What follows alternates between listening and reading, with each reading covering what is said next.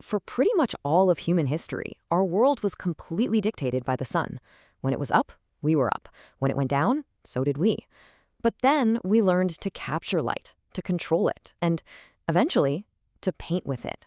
So this is the story of how we went from a simple flickering flame to literally sculpting our entire world with light itself.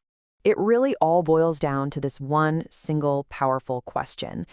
Think about it. How do we go from being afraid of the dark to completely reshaping our nights, our cities, and even the way we feel inside our own homes? Okay, so the very first breakthrough, it was actually super simple but totally revolutionary. For thousands of years, fire was everything, our warmth and our light all in one package. The big innovation was just taking a burning branch away from the main fire. For the very first time, light wasn't just a side effect of trying to stay warm, it became its own dedicated portable tool. And that one simple idea, it kicked off this incredible, centuries-long race to tame the flame, taking us from a humble little wick all the way to entire city grids powered by light. And believe me, that race picked up speed fast.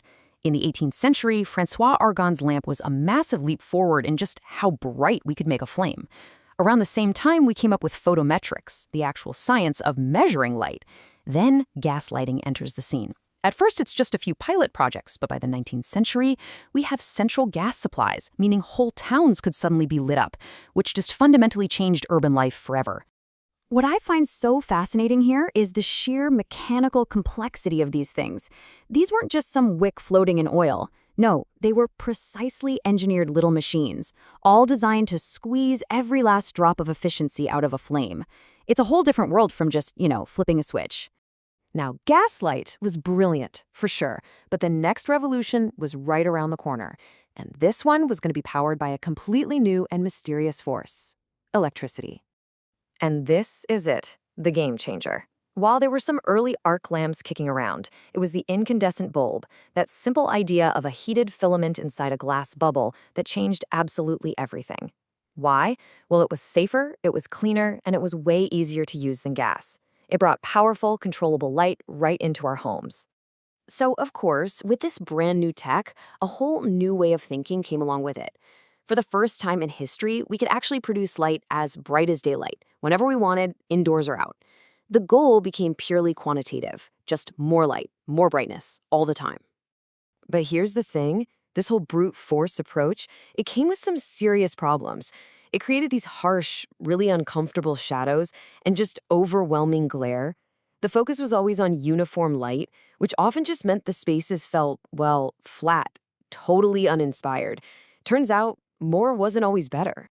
So while all the engineers were busy chasing maximum brightness with new tech, architects were quietly refining a much, much older art, the art of sculpting with sunlight itself. And this is what we call daylighting. Now, this is not just about having windows, not at all.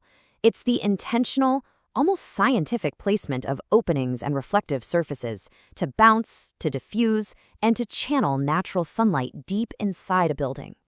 And check this out. This is a perfect example of a super clever technique called the light shelf. You can see how it works.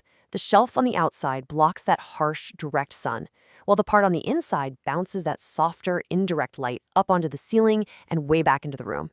And what you get is just this gorgeous, brightly lit space with zero glare.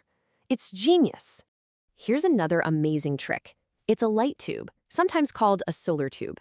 It actually captures sunlight on the roof, channels it down through this super reflective pipe, and delivers natural light to spaces that don't even have windows, like a hallway or an internal bathroom. It's literally like having a mini sun right there in your ceiling. So this is where it all starts to click. Designers began to have this huge aha moment. The lessons they were learning from daylighting, combined with all the problems of just blasting a space with electric light, pointed toward a brand new philosophy. It was a shift away from quantity and towards quality.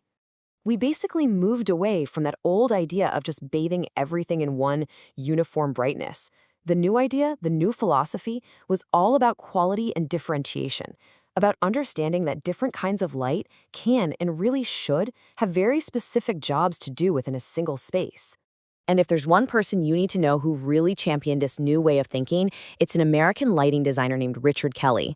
He was the one who said, hey everybody, we need to stop thinking about quantity and start thinking about the different qualities of light. Kelly broke it all down into 3 basic, beautiful functions. First, you've got ambient light. That's your general overall light that just helps you see and sets the mood. Second, there's focal glow. Think of it as the spotlight that draws your eye to a piece of art or a cool architectural feature. And third, and this is my favorite, the play of brilliance. That's the magic. It's the sparkle on a chandelier, the glint of light on water. It's the part that makes a space truly feel alive. And this whole journey, this entire evolution of thought, is summed up perfectly in this one quote from Joachim Theisfuller. He actually coined the term Lichtarchitektur, which means light architecture. The ultimate idea here isn't that light just shines on architecture, it's that light is architecture. It's a building material, just as real and fundamental as steel or concrete or glass.